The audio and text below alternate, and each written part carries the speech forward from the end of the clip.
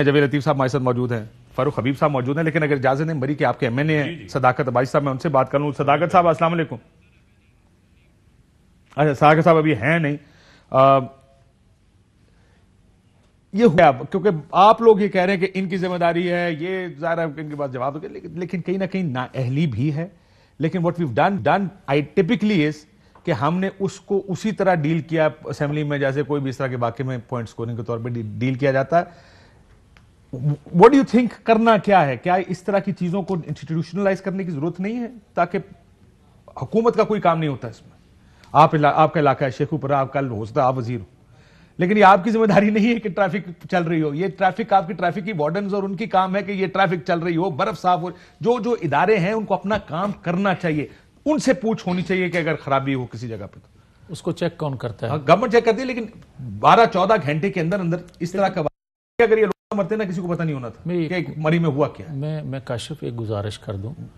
بات یہ ہے کہ اگر قدرتی آفات میں کوئی نقصان ہو جائے, سیلاب آ جائے, زلزلہ آ جائے, کوئی طوفان آ جائے, تو جو ادارے ہوتے ہیں یہ کوئی بچا نہیں سکتا جس کی موت آئی ہے, کیونکہ ایک حقیقت ہے, ایک وقت ہے مقرر ہر ایک کا, اس میں تو کوئی شک نہیں, کوئی دو رائے نہیں.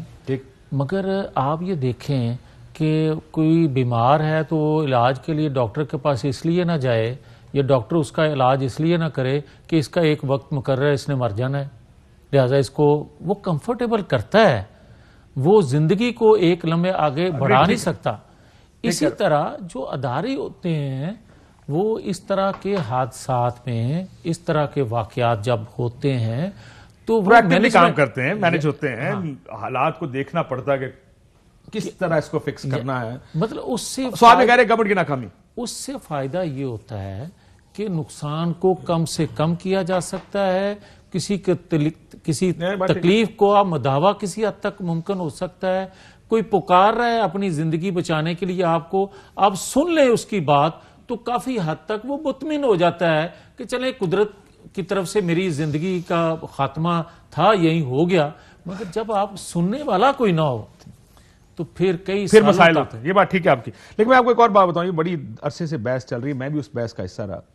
شاہد صاحب سے میری بڑی بحث اس بات پہ کہ مری جو بچ گیا ہے اس کو بچانے کی کوشش کی جائے, کیونکہ وہ اس حد تک خراب ہو گئے یہاں پہ حالات.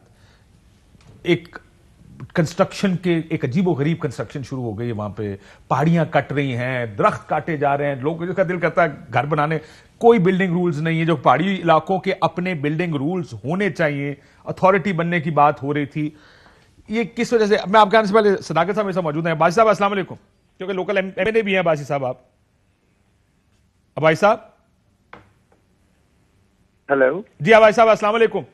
جی وعلیکم السلام کاشف بھائی. عباسی صاحب کیا یہ جو 16 گاڑیاں ہیں یہ ساری تھی کہاں پہ جب برف پڑ رہی تھی, جنہوں نے برف ہٹانی تھی, کیا یہ ساری سنی بینک کھڑی تھی؟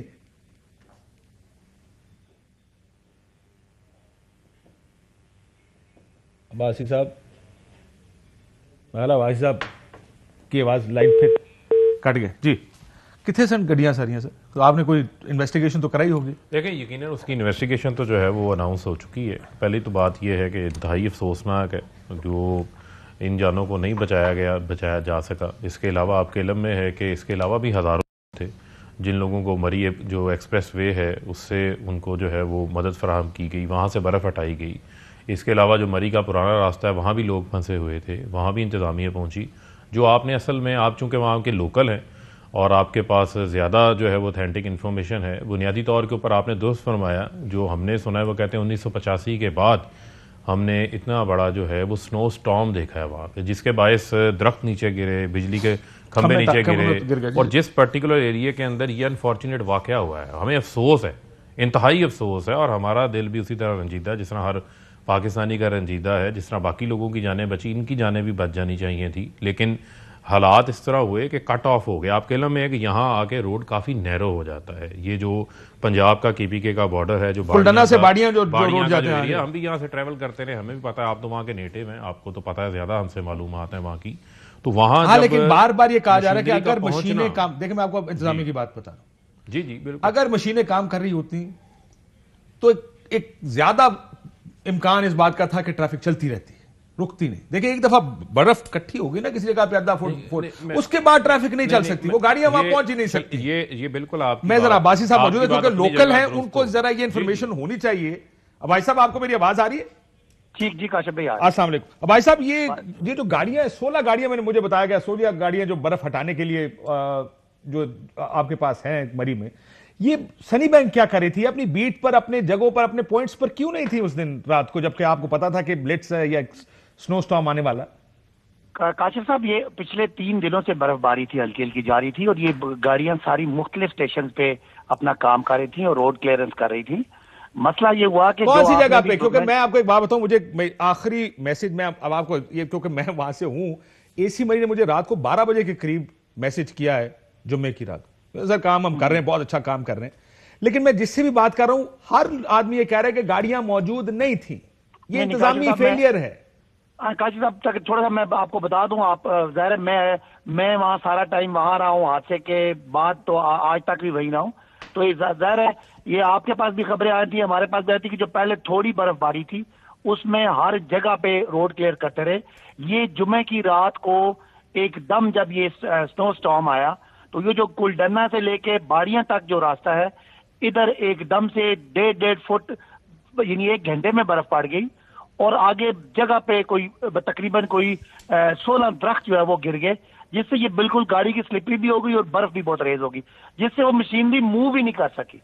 जब मशीनरी मूव नहीं कर सकी तो ये उधर से बाड़ियां से आगे नथिया गली की तरफ रोड का जो बहुत ज्यादा बर्फबारी, तो गाड़ियां वापसी भी आ गई, तो वापसी का भी रास्ता यही है। तो ये सारा वाकया जो है ये जीका गली से बाड़ियां के दरमियान ये 5 गाड़ियों में हुआ, और बदकिस्मती से उन गाड़ियों को बंद होने के बाद उन्होंने अपने हीटर चला लिए, और उसमें वो पीछे जब उनका सिलेंसर ब्लॉक हुआ तो कार्बन मोनोऑक्साइड जो बड़ा खामोश सा किलर है उसने आहिस्ता से उनको गनूदगी में बाद में उनकी अमवात हुई। कोई ऐसा अलर्ट वो नहीं। सर आप ये कह रहे हैं कि बाड़ियां से यानी कुलडन्ने से बाड़ियां तक ये आप क्या बर्फ हटाने वाली मशीनें मौजूद थी?